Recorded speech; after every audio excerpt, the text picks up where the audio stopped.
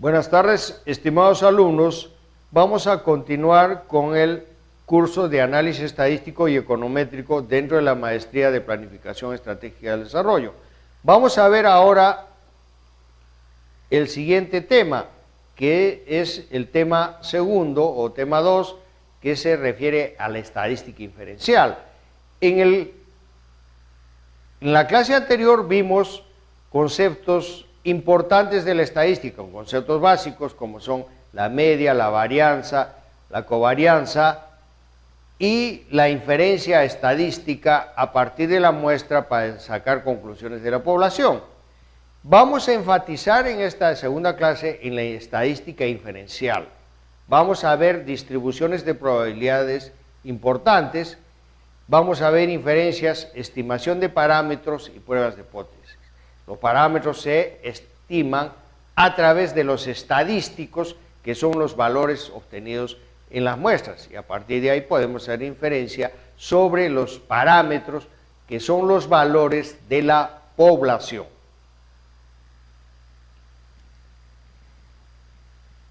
Ya vimos que un concepto central en estadística es la variable aleatoria. Habíamos dicho que la variable aleatoria es una variable estándar, pero que adopta valores que se asocian con probabilidades. Hay una mayor frecuencia de algunas variables que generalmente están en el centro. Cuando digo generalmente me refiero a una distribución normal que es simétrica y cuya kurtosis tiene ciertos valores medios, digamos, ¿no?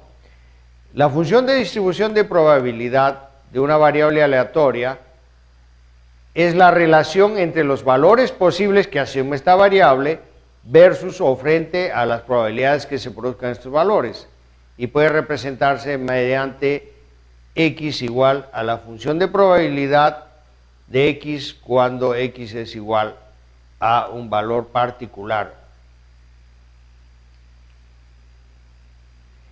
Este gráfico ya lo vimos, la función de densidad de una variable aleatoria continua mide todos los valores que se producen desde la izquierda pasando por 0 hasta la derecha.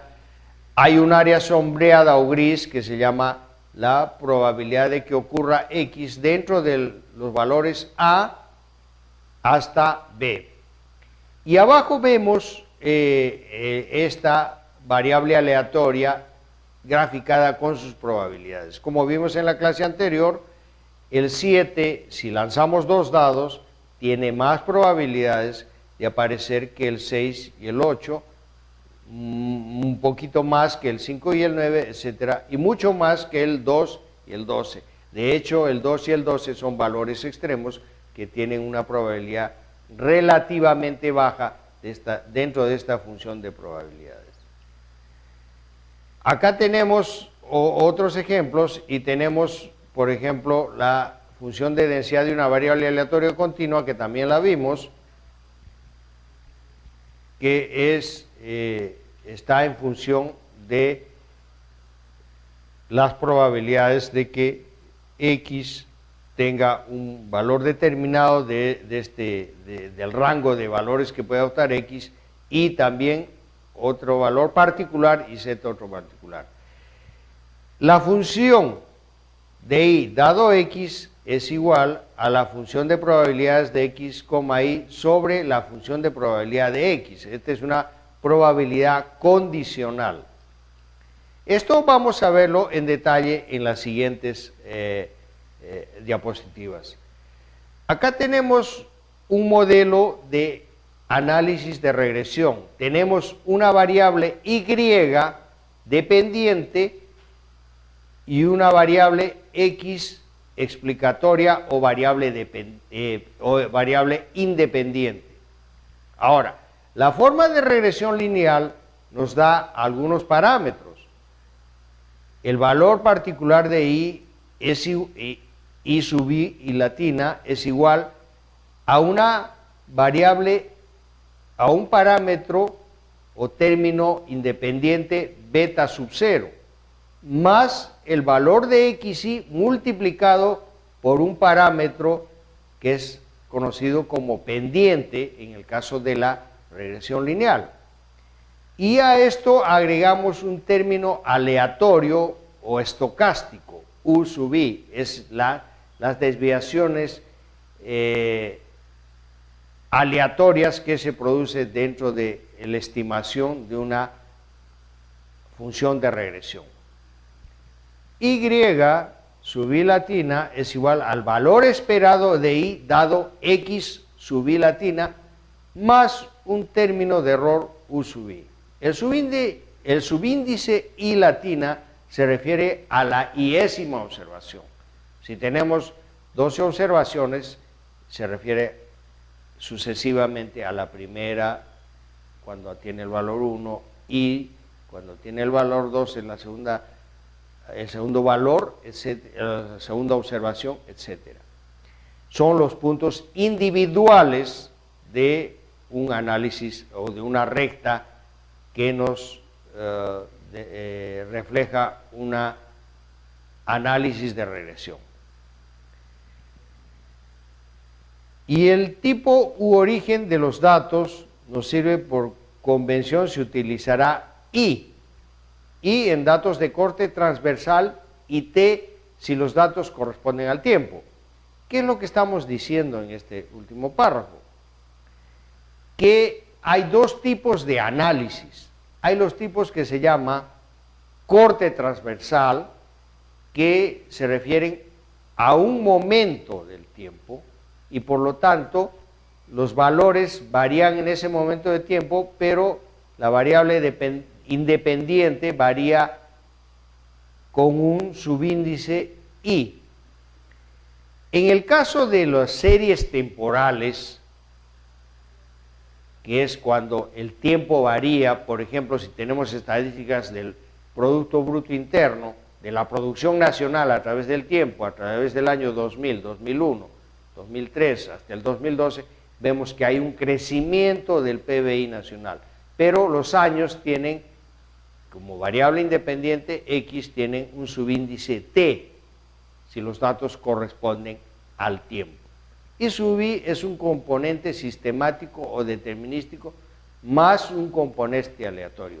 Y sub I es igual a un componente sistemático que es función de XI más un componente aleatorio, como vimos en la parte superior de esta diapositiva.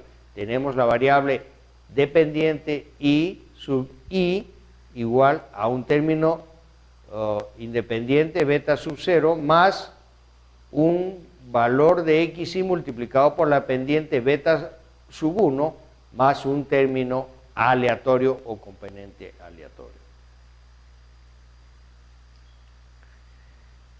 Este es el gráfico que nos expresa cómo se obtienen los valores cuando X, la variable independiente, varía a lo largo de la recta numérica. Vemos que X, que es la variable independiente, tiene valores como X, 100, 120, 140, 160, hasta 260. Y la variable dependiente Y, que es el gasto de consumo semanal, cuando los ingresos varían en el rango que hemos visto en la recta de las abscisas de 80 a 260. Entonces ahí vemos que hay una relación directa en el gasto del consumo semanal a medida que crecen los ingresos. Eso es muy común en la economía, ¿no es cierto? Que mientras más ingresos tiene una persona o una familia, gasta más, el consumo es mayor. Sin embargo, este consumo, la respuesta no es totalmente lineal. Como vemos, hay puntos fuera de la recta. Esos puntos que están o hacia arriba o hacia abajo de la recta es la distribución. ¿Y eso por qué? Porque vimos que había cierta aleatoriedad en la respuesta. La respuesta no es totalmente matemática, por eso es que se usa la estadística y en la curva de regresión tenemos que agregar un término estadístico o aleatorio. Esas variaciones son las que están reflejando en esos puntos que están encima o debajo de la recta de regresión.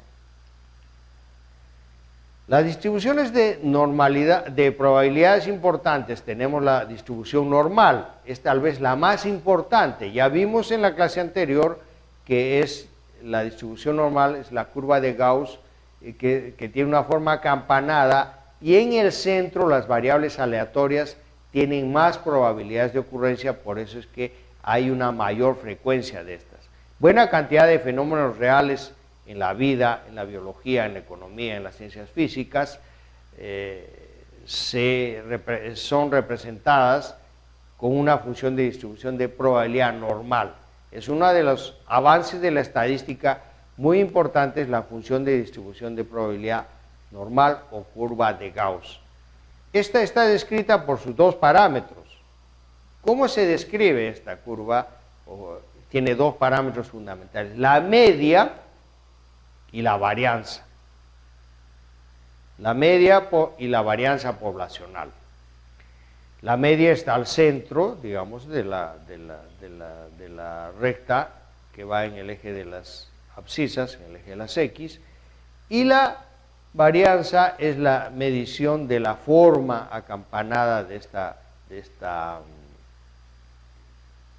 curva de distribución normal.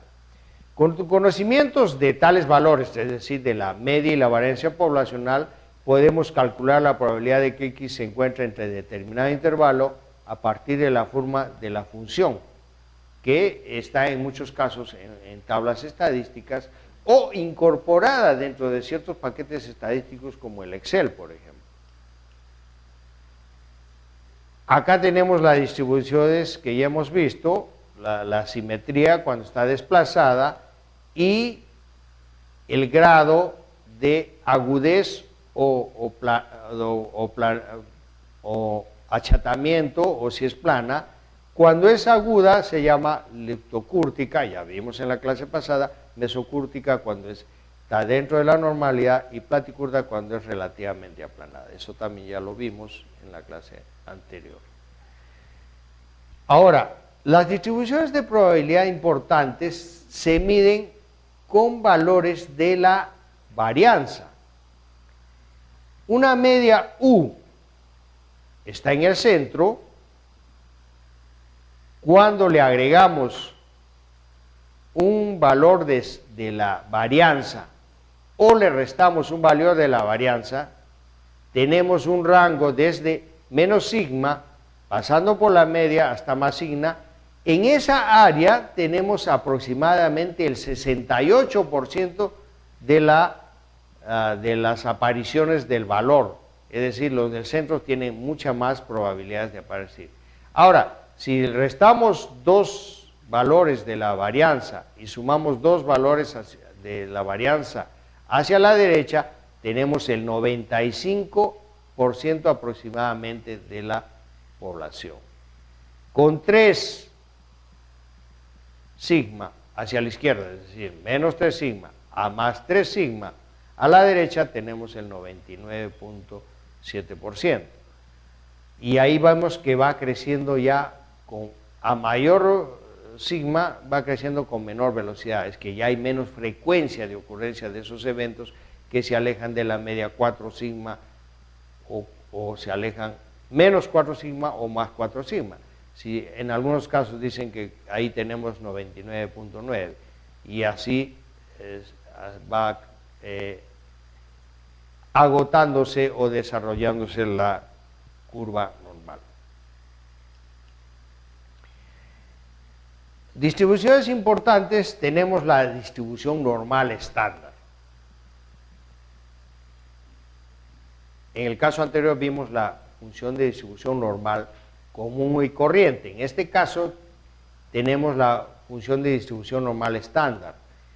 En este caso tiene dos características fundamentales.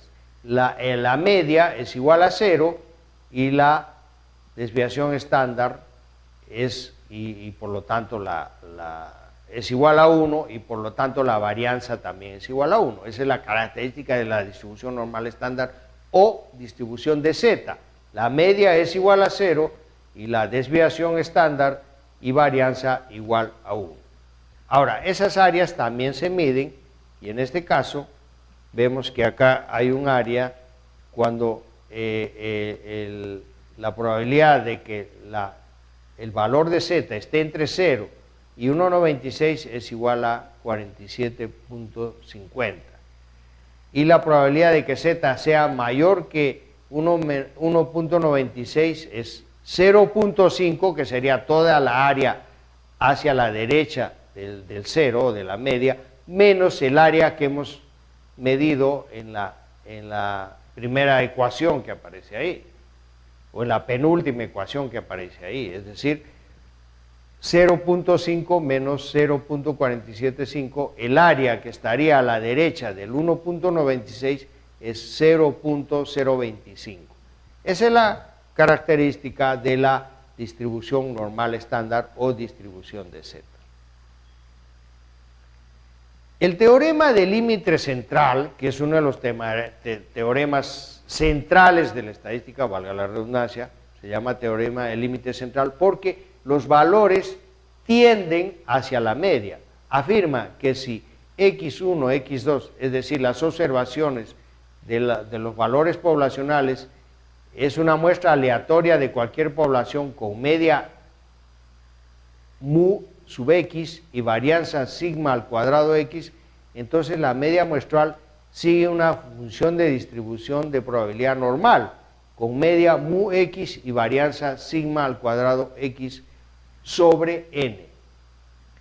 A medida que el tamaño muestral aumenta indefinidamente, dado que si x tiene una distribución normal con una media u sub x y una varianza sigma cuadrado x sobre n, entonces la variable z, x menos u sub x, media x sigma sobre raíz de n, tiene una distribución normal con media 0 y desviación estándar o varianza igual a 1. El teorema del límite central implica que en muestras grandes la distribución de muestreo de la mayoría de estimadores es aproximadamente normal. O sea, en muestras grandes, nos dice el teorema del límite central, que en muestras grandes la distribución de muestreo de la mayoría de los estimadores es aproximadamente normal.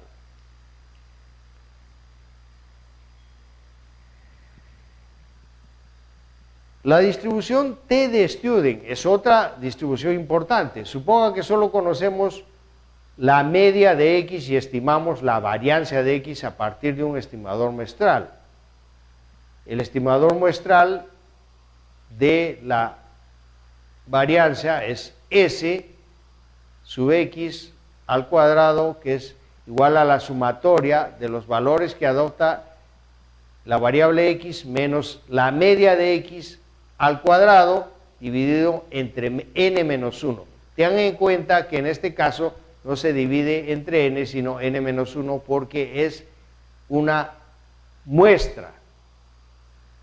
N menos 1 se usa en el caso de los estimadores muestrales. Sustituyendo sigma sub x por S, es decir, desviación estándar poblacional por desviación estándar muestral, obtenemos una nueva variable aleatoria. Esta variable aleatoria se conoce como T, es igual a la media de X menos mu sub X sobre desviación estándar muestral de X dividida entre la raíz de n, sigue una distribución de T o de Student. Se dice distribución de T o Student con n-1 grados de libertad. Ya vimos que n-1 era en el caso de estadísticas muestrales. n-1 grados de libertad, para lo cual también hay tablas, o como les decía anteriormente, estas tablas ya están, sus valores ya están incorporados en muchas de las funciones estadísticas de las hojas de cálculo como el Excel y otras de uso difundido en los sistemas informáticos.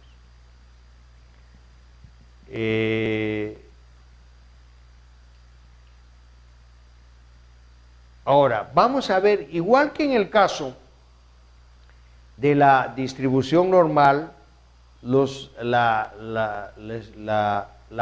igual que la curva de la distribución de Z, tenemos que la distribución de T también tiene sus valores o parámetros. En este caso, por ejemplo, si vemos el valor 1.75 a la derecha de la media 0, vemos que tiene un área de probabilidad igual a 0.025.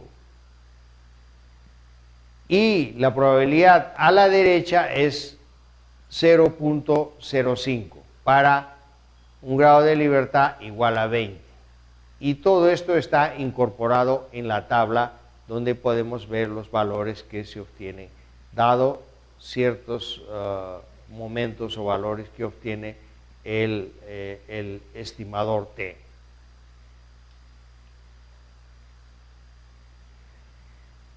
La distribución de G cuadrado es otra distribución importante. G cuadrado o chi cuadrado, depende cómo se quiera pronunciar. Esta distribución muestral es una distribución de la varianza muestral. Es una distribución de las varianzas muestrales. La varianza muestral decíamos que era S cuadrado, ¿no es cierto? Obtenida de una muestra aleatoria de n observaciones de una población normal con varianza sigma cuadrada.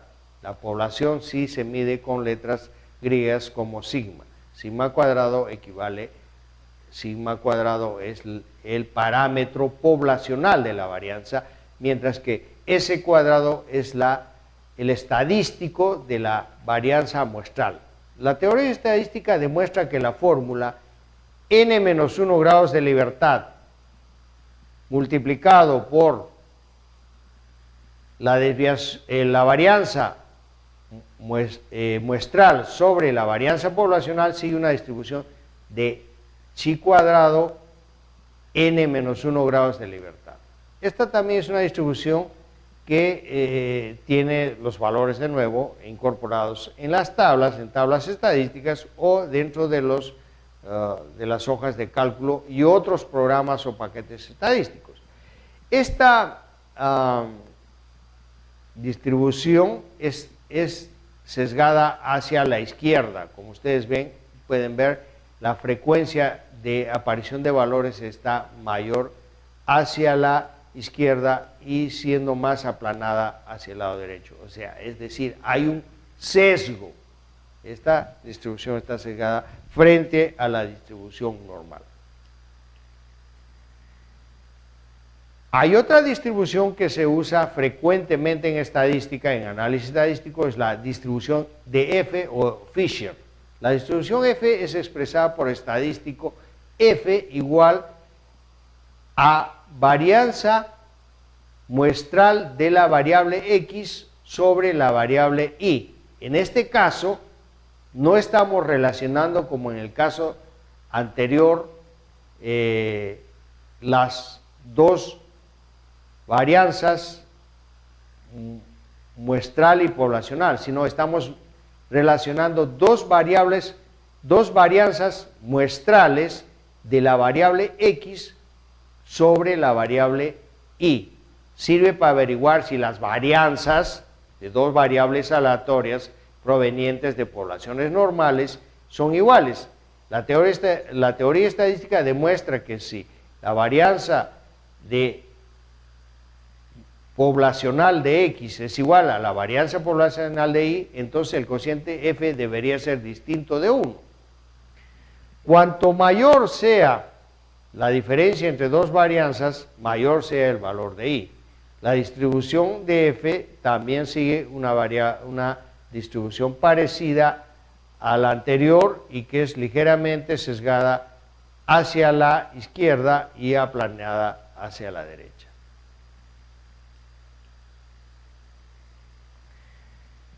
La inferencia estadística es otra parte que vamos a ver a continuación, que es motivo de esta clase también. Y hemos visto las distribuciones que nos sirven para hacer estas inferencias estadísticas. La inferencia estadística se ocupa de extraer conclusiones sobre la naturaleza de determinada población a partir de una muestra aleatoria. supuestamente extraída de la población. Les decía que la muestra tiene que ser representativa y extraída aleatoriamente de la población. En forma laxa, podemos decir que es el estudio de la relación entre la población y una muestra extraída de ella. Es relación entre la población y una muestra que ha sido extraída de ella, que tiene que ser representativa y aleatoria. En econometría, la propiedad a menudo requerida es la de estimación lineal insesgado óptimo, o también conocido como mejor estimador lineal insesgado. Se combina propiedades de linealidad, ausencia de sesgo, es decir, que no está ni sesgado a la izquierda ni a la derecha, y la variancia es mínima. En este caso tenemos un estimador de mínimos cuadrados ordinarios. La estimación de parámetros. El parámetro que se estima puede ser de una sola variable aleatoria, por ejemplo, la media o varianza, o un parámetro que representa la relación entre dos variables aleatorias. En el caso del conocimiento de la función de distribución de probabilidad, se hace necesario a fin de someter a prueba de cumplimiento de determinadas hipótesis. Hay hipótesis para probar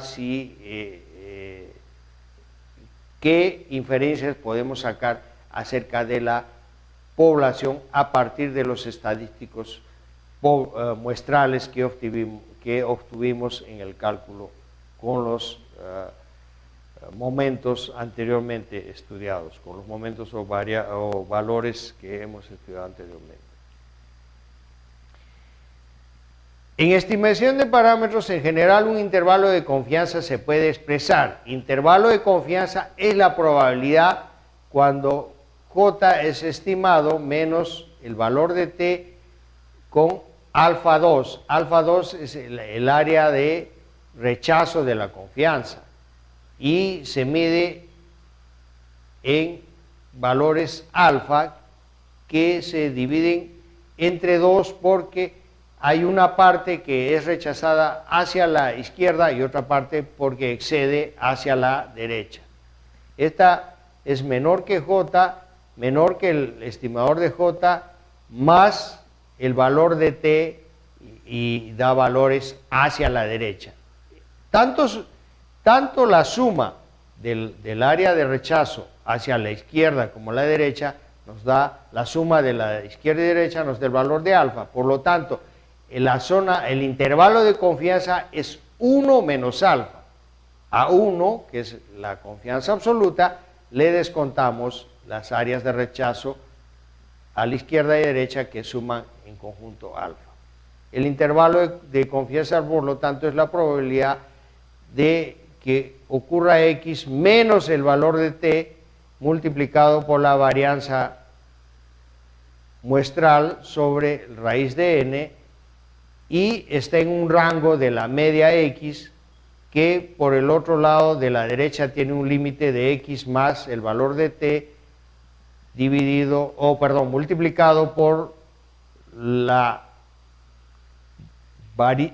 desviación estándar muestral dividido sobre N. Esto nos da igual a 1 menos alfa. Los intervalos de confianza para los parámetros beta sub 0 y beta sub 1 son: beta sub 0 ya vimos que en el análisis de regresión es el término independiente, y beta 1 es el parámetro de la variable explicatoria. El intervalo de confianza es de probabilidades beta sub 0 menos T y beta sub 0 más T, que nos da un rango 1 menos alfa. Y en el caso del parámetro beta sub 1 o parámetro de la variable independiente, tenemos a beta sub 1 menos T por el lado izquierdo y beta sub 1 más T por el lado derecho, igual nos da un valor de 1 menos alfa. Contrastación de las hipótesis. Usualmente planteamos una hipótesis nula, es la que se somete a prueba, H sub 0, y una hipótesis alterna, que es la opción alternativa en el caso de rechazarse la hipótesis nula, H sub A. La probabilidad de rechazar la hipótesis nula, H sub 0, aunque es verdadera, es más importante y se asocia a un margen de error probabilístico. En contratación de hipótesis tenemos el resumen de la prueba de T. Hipótesis H o nula, mu sub x es igual a mu sub 0, mu sub x igual a mu sub 0 y mu sub x igual a mu sub 0 en los tres casos. La hipótesis alterna puede ser mu sub x o la media de x igual a mu sub 0, mu sub x igual a mu sub 0 o mu x diferente a mu sub 0. Ahora, hay regiones críticas. Hacia la derecha tenemos el valor de t estimado con un cierto grado de confianza y determinado número de grados de libertad. Igual en el segundo caso, y en el tercer caso ya tenemos el valor absoluto es mayor que t con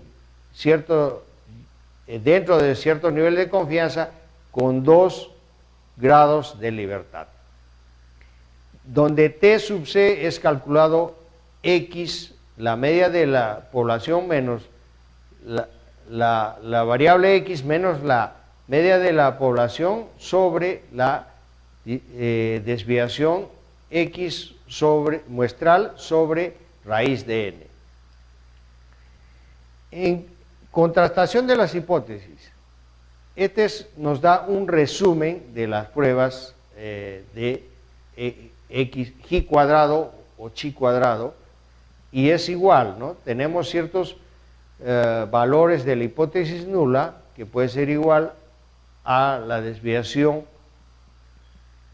estándar poblacional cuando es igual a 0, la hipótesis alterna cuando la desviación estándar poblacional es mayor que la desviación estándar en la hipótesis nula, es diferente, y tenemos hacia la derecha las regiones críticas, donde g cuadrado es n menos 1 multiplicado por la desviación estándar muestral, la varianza muestral sobre la varianza poblacional. Para rechazar una hipótesis nula se trabaja con un valor estadístico calculado y otro tabular, es decir, calculamos lo que estimamos el valor estadístico calculado y lo comparamos con las tablas, el valor crítico, el punto donde aceptamos o rechazamos. Si el valor calculado es mayor que el valor tabular, entonces rechazamos la hipótesis nula. Pero el valor calculado está asociado a una determinada probabilidad, por lo que otra forma de rechazar o no rechazar la hipótesis nula es comparar probabilidades. Si la probabilidad calculada es menor que 0.05, se rechaza la hipótesis nula. Caso contrario, la hipótesis nula no es rechazada. Esto es lo que tenemos que ver en cuanto a estadística inferencial. Es decir, probamos las hipótesis con los valores calculados y los comparamos con valores tabulares y de acuerdo a las probabilidades aceptamos o rechazamos la hipótesis nula. Gracias. Y de ahí podemos hacer inferencia sobre los parámetros que son los valores de la población.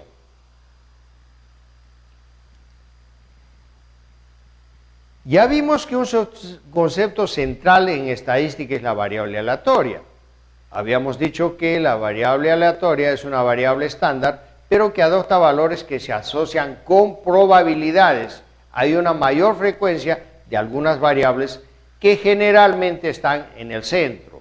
Cuando digo generalmente me refiero a una distribución normal que es simétrica y cuya kurtosis tiene ciertos valores medios, digamos, ¿no? La función de distribución de probabilidad de una variable aleatoria es la relación entre los valores posibles que asume esta variable versus o frente a las probabilidades que se produzcan estos valores. y puede representarse mediante x igual a la función de probabilidad de x cuando o variable independiente. Ahora, la forma de regresión lineal nos da algunos parámetros. El valor particular de i sub i y latina es igual a una variable, a un parámetro o término independiente beta sub 0, más el valor de xi multiplicado por un parámetro que es conocido como pendiente en el caso de la regresión lineal. Y a esto agregamos un término aleatorio o estocástico, u sub i, es las desviaciones aleatorias que se producen dentro de la estimación de una función de regresión. Y sub i latina es igual al valor esperado de i dado x sub i latina más. Buenas tardes, estimados alumnos. Vamos a continuar con el curso de análisis estadístico y econométrico dentro de la maestría de planificación estratégica del desarrollo. Vamos a ver ahora el siguiente tema, que es el tema segundo o tema 2, que se refiere a la estadística inferencial. En la clase anterior vimos conceptos importantes de la estadística, conceptos básicos como son la media, la varianza, la covarianza y la inferencia estadística a partir de la muestra para sacar conclusiones de la población. Vamos a enfatizar en esta segunda clase en la estadística inferencial. Vamos a ver distribuciones de probabilidades importantes, vamos a ver inferencias, estimación de parámetros y pruebas de hipótesis. Los parámetros se estiman a través de los estadísticos, que son los valores obtenidos en las muestras, y aparte x es igual a un valor particular. Este gráfico ya lo vimos, la función de densidad de una variable aleatoria continua mide todos los valores que se producen desde la izquierda pasando por 0 hasta la derecha. Hay un área sombreada o gris que se llama la probabilidad de que ocurra x dentro de los valores a hasta b. Y abajo vemos esta variable aleatoria graficada con sus probabilidades. Como vimos en la clase anterior, el 7, si lanzamos 2 dados, tiene más probabilidades de aparecer que el 6 y el 8, un poquito más que el 5 y el 9, etcétera, y mucho más que el 2 y el 12. De hecho, el 2 y el 12 son valores extremos que tienen una probabilidad relativamente baja dentro de esta función de probabilidades. Acá tenemos otros ejemplos y tenemos, por ejemplo, la función de densidad de una variable aleatoria continua, que también la vimos, que está en función de las probabilidades de que x tenga un valor determinado del rango de valores que puede adoptar x, y también otro valor particular y z otro particular. La función de i dado x es igual a la función de probabilidades de x, i sobre la función de probabilidad de x. Esta es una probabilidad condicional. Esto vamos a verlo en detalle en las siguientes diapositivas. Acá tenemos un modelo de análisis de regresión. Tenemos una variable y dependiente y una variable x explicatoria